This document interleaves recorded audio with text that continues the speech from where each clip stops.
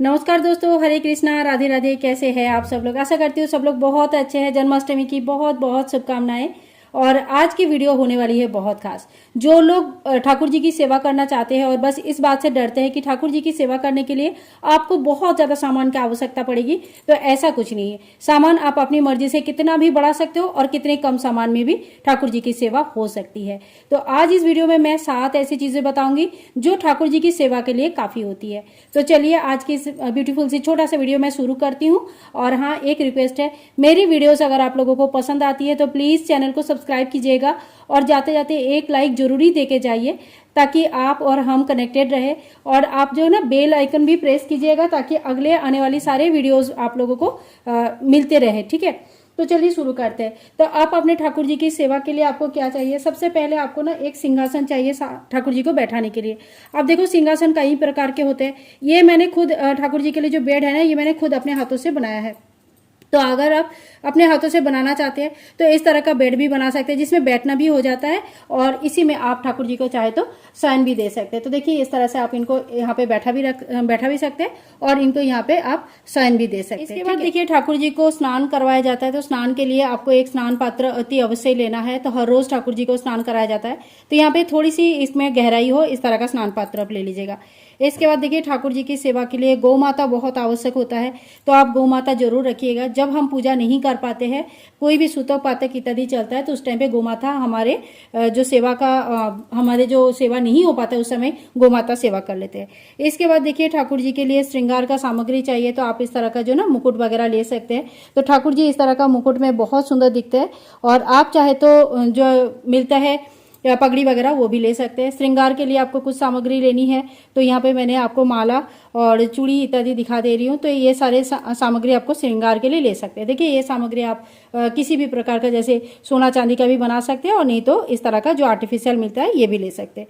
इसके बाद देखिए, ठाकुर जी के लिए जो आवश्यक होता है वो है एक बांसुरी। तो बांसुरी आपको जरूर लेनी है। आप चाहे तो ऐसी छोटी बांसुरी ले सकते हैं, चांदी का ले सकते हैं, या तो बांस का जो बांसुरी है वो भी ले सकते हैं। ठीक है। इसके बाद देखिए, ठाकुर जी की पूजा बिल्कुल अधूरे है अगर आपके पास तुलसी पत्र, तुलसी दल नहीं है। तो आप घर में तुलसी जरूर लगाइएगा। 2-3 तुलसी लगा लीजिएगा। एक तुलसी का तो पूजन होती है, एक तुलसी से ठाकुर जी को भोग लगाया जाता है। भोग में तुलसी के पत्ते लगाया जाता है। ठीक है। और अगर तुलसी पत्ते आपके यहाँ पे बिल्कुल भी नहीं है, ज्यादा दिक्कत है, तो फिर आप तुलसी पत्ते अगर नहीं है तो तुलसी की माला रख सकते हैं। ठीक है।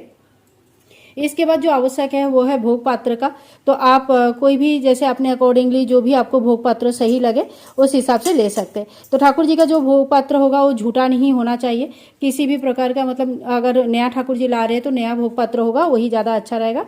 और अगर पुराने ठाकुर, मतलब पुराने आपके पास कुछ है, तो वो झूठा नहीं होना चाहिए, यूज किया हुआ नहीं होना चाहिए। ठीक है। तो ये वो सामग्री है। इसके बाद देखिए, जो लास्ट है वो है ठाकुर जी को अच्छी तरह से ड्रेसेस पहनाया जाता है। बहुत सुंदर सुंदर ड्रेसेस पहनाया जाता है। तो आप घर में पहनने के लिए इस तरह का सिंपल ड्रेस भी ले सकते हैं, या कोई तीज त्योहार में जब पहनाना होता है तो कुछ इस तरह का जो हेवी ड्रेसेस आता है ठाकुर जी का, वो भी आप ले सकते हैं। तो देखिए, ड्रेसेस भी ठाकुर जी को, मतलब ठाकुर जी का ये जो सेवा होता है ना, ये बहुत विशेष होता है। ड्रेस की सेवा आपको जरूर देनी है। आप जन्माष्टमी में ला रहे हैं नया ठाकुर जी है, तो आप कुछ इस तरह का हेवी ड्रेस भी ले सकते हैं, या मैंने बताया घर में पहनने के लिए इस तरह का जो सिंपल ड्रेस है, ये मेरे ठाकुर जी का ही ड्रेस है, बहुत बार पहनते हैं। तो ये जो सिंपल इस तरह का जो ड्रेसेस आता है, ये भी ड्रेसेस आप ले सकते हैं। ठीक है। तो ये वो सामग्री है जो आपको डेली पूजन के लिए चाहिए होगा। इसके अलावा आपको बहुत ज्यादा सामान की जरूरत नहीं है। चंदन वगैरह, रोली, कुमकुम, हल्दी, ये सब हमारे घर पर रहते हैं। जब पूजा करते हैं तो उस पूजा में हम यूज करते हैं, तो वो सारे सामग्री हम यूज कर सकते हैं, कोई दिक्कत नहीं। जो मंदिर में दीप, धूप दीप होता है, वही धूप दीप ठाकुर जी के लिए भी यूज होता है, अलग से लेने की जरूरत नहीं पड़ती है। घंटी मंदिर में रहती है, तो मंदिर का सारा सामान ठाकुर जी के पूजा के लिए भी यूज होगा।